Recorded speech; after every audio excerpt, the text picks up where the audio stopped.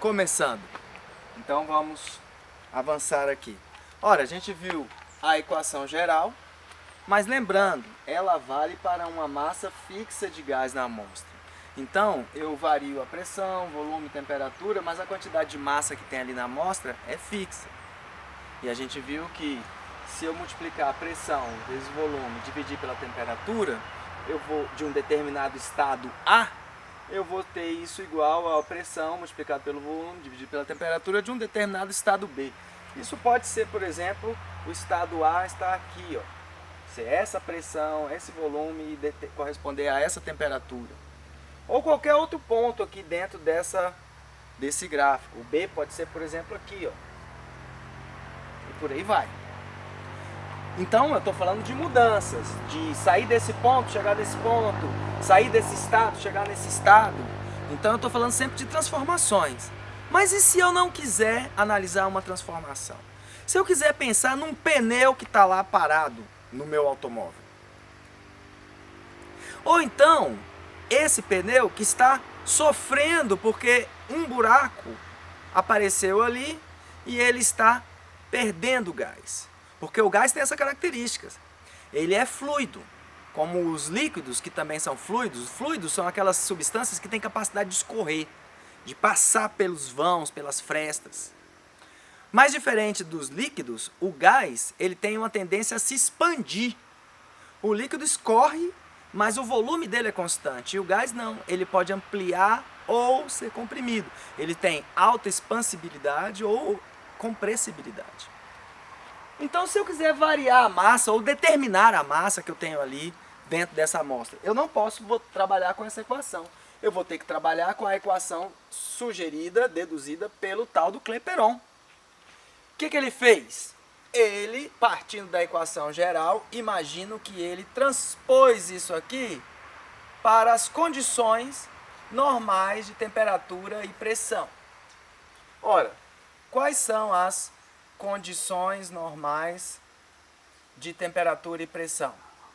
Normal, a gente pensa em alguma coisa do cotidiano, mas não necessariamente. Normal tem que ser aquilo que você consiga obter de uma forma tranquila. Então, qual é a temperatura normal? Qual é a pressão normal? Ora, a pressão normal, a gente pode entender que é a pressão ao nível do mar. Tá tranquilo isso aí.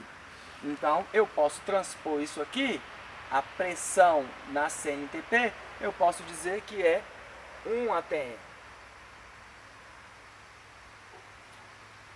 Eu posso afirmar que a temperatura normal, embora a gente possa imaginar na temperatura ambiente, uma coisa de 25 graus, alguma coisa assim, mas não é essa temperatura que é normal, no sentido de que é obtida em laboratório. Naquela época, sequer tinham os termômetros precisos que nós temos hoje. Então, uma temperatura normal tem que ser uma aferida com precisão, ela era 0 graus Celsius, o ponto de fusão da água. Você teria sempre 0 graus se você tem um pouco de água líquida em equilíbrio térmico com um pouco de água sólida. Ora, então, a temperatura normal, 0 Celsius, mas espera aí, não se usa graus Celsius em estudo dos gases. Kelvin, 0 Celsius são 273 Kelvin. E o volume?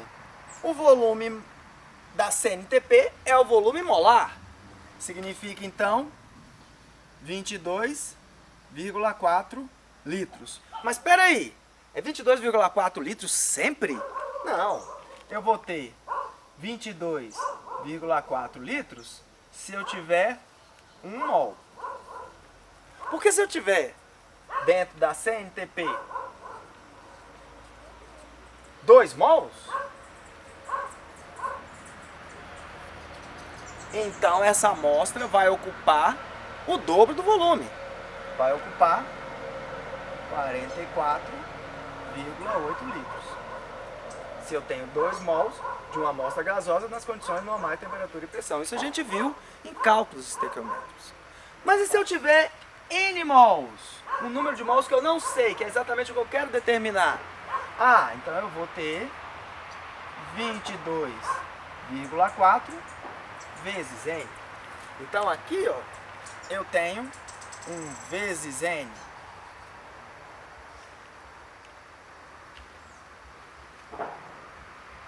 E isso tudo é a pressão normal, volume multiplicado pelo número de mols normal, temperatura normal da CNTP.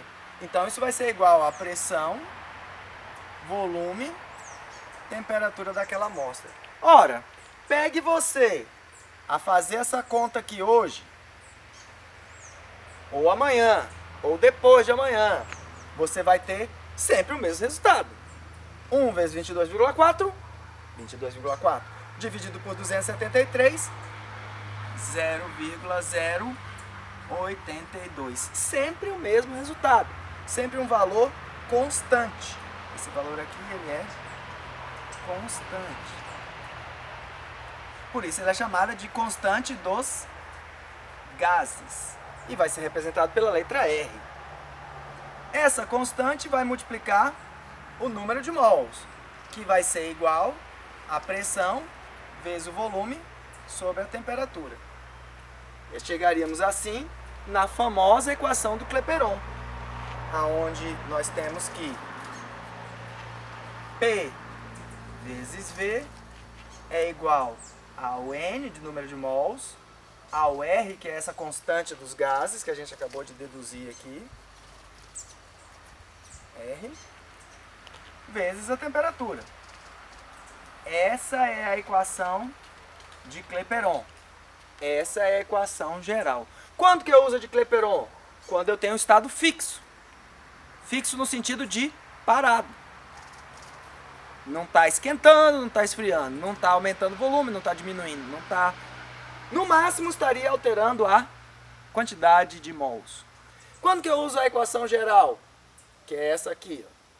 Quando eu tenho transformações. E aí eu vou fazendo o exercício, elencando as variáveis que eu tenho listadas ali. Apareceu uma pressão, um volume, uma temperatura, muito provavelmente você vai trabalhar com PV/nRT. Você vai descobrir o número de mols, ou você vai trabalhar com alguma dessas outras variáveis aqui. Não, é uma situação onde o pneu está andando e está esquentando. Ah, então você vai trabalhar com PVT, PVT. Lembrando aqui, só que eu dei o exemplo duas vezes, né, de pneu.